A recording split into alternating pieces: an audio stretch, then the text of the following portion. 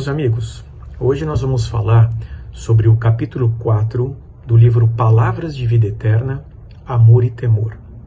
Este capítulo, analisado por Emmanuel, ele está embasado na primeira epístola de João, capítulo 4, versículo 18, que diz mais ou menos assim: não há temor no amor, ao contrário, o perfeito amor lança fora o temor, porque o temor implica castigo.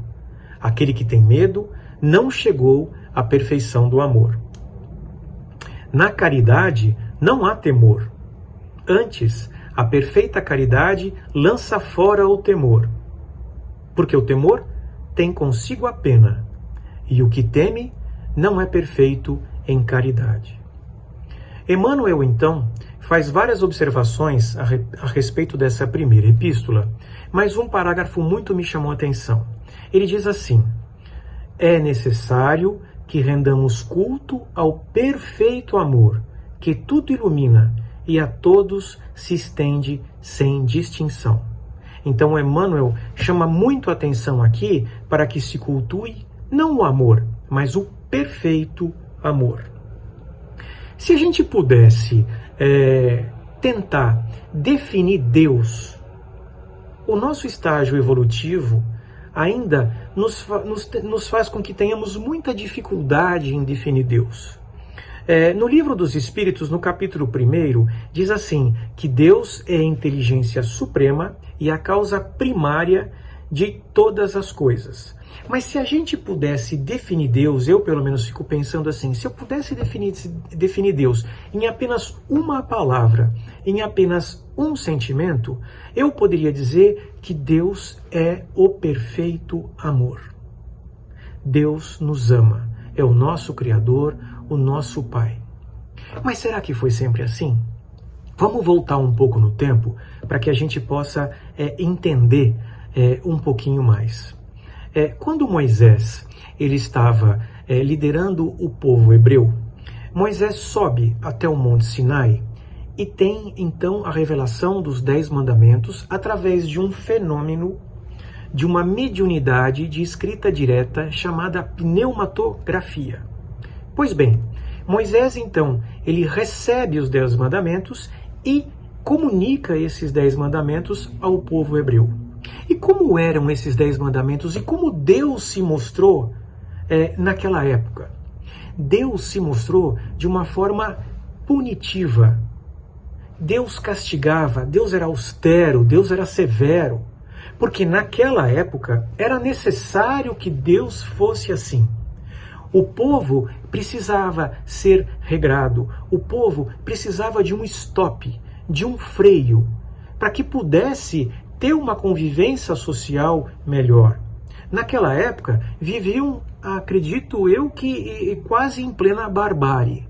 Então, Deus se mostrava punitivo e as pessoas então começavam a amar Deus, mas não amando por amar, amando porque temiam Deus. Temiam que algum castigo viria se não tivesse uma conduta ilibada.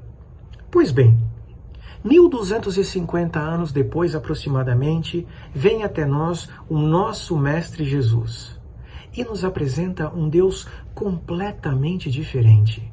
Nos apresenta um Deus caridoso, nos apresenta um Deus infinitamente bom e justo e que nos ama de forma incondicional. Deus nos apresenta o verdadeiro e perfeito amor. Mas e nós? Será que nós estamos na época de Moisés? Ou será que nós estamos galgando para que possamos entender Deus como Jesus nos ensinou? Veja, Jesus fala, amai-vos uns aos outros como eu vos amei. Porque ele exemplifica, ele pratica o verdadeiro amor. Ele pratica o amor que vem de Deus. E como é esse amor punitivo? Como é esse amor que nos prende, que nos enjaula? De uma maneira geral, nós muitas vezes amamos querendo alguma coisa em troca. Um exemplo típico disso é um pai que fica com medo de falar um não a um filho porque não sabe qual vai ser a reação do filho. Quem ama, educa. Não se pode amar com egoísmo. Não se pode amar em represália. Não se pode amar tentando ter alguma coisa em troca. Isto não é amor. Isto é barganha. Precisamos, então, buscar e galgar o perfeito amor dentro de nós. Porque se há um tempo agora eu falei que Deus é o perfeito amor, se o perfeito amor nós o temos, então temos Deus dentro de nós. E é isso que buscamos. Não é fácil? Não, não é fácil. Eu sei que não. A nossa vida é difícil, o estágio evolutivo que estamos ainda, é muito difícil amar de forma incondicional, de forma ágape, aquilo que Deus de fato nos ama. Mas precisamos começar. E isto é um exercício.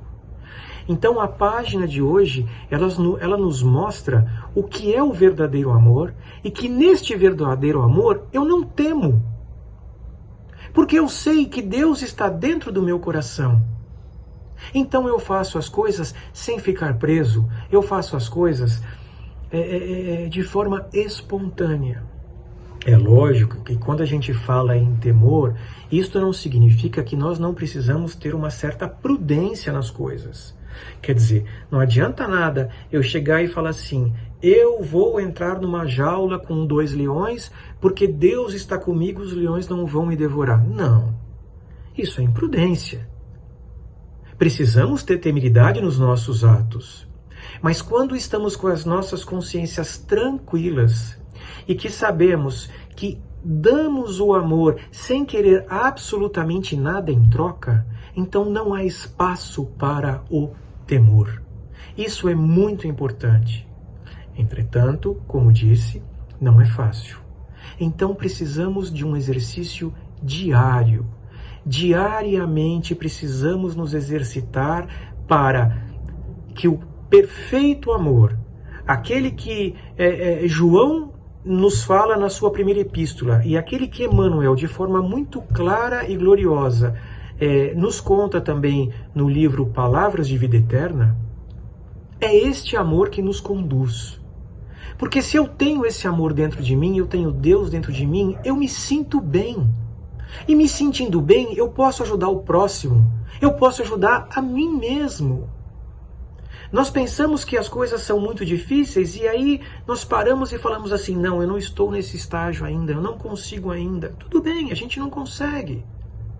Mas precisamos começar. Começando, e como se começa a ter um perfeito amor dentro de nós? É procurando fazer as melhores coisas pequenas no nosso dia a dia. É procurando fazer e dar o melhor. Porque quando damos o nosso melhor, quando estamos com os nossos corações embargados, cheios do verdadeiro amor, tudo fica mais fácil, tudo fica melhor. O Salmo 23 é muito claro, e ele diz assim, o Senhor é meu pastor e nada me faltará. Ainda que eu andasse pelo vale da sombra da morte, eu não temeria mal algum. Por quê? Porque Deus está comigo. E como que Deus pode se manifestar conosco? É nós tendo o verdadeiro, o perfeito amor dentro de nós, para que possamos dar ao próximo. Porque aí nos sentiremos completos. Quando se tem o perfeito amor, quando se tem o mais puro amor dentro de nós, não há lugar para o temor. Estamos completos, porque temos Deus dentro dos nossos corações. É isso que vale. É isso que é o importante. Ainda que eu falasse a língua dos homens e falasse a língua dos anjos, sem amor, eu nada seria. Meus amigos, o convite que faço hoje é que possamos exercitar o verdadeiro e puro amor. O amor que Jesus nos mostrou, e eu tenho certeza que é este o amor que é Deus. E Deus é o nosso Pai eterno. Que Papai do céu nos guarde e nos assista. E que assim seja.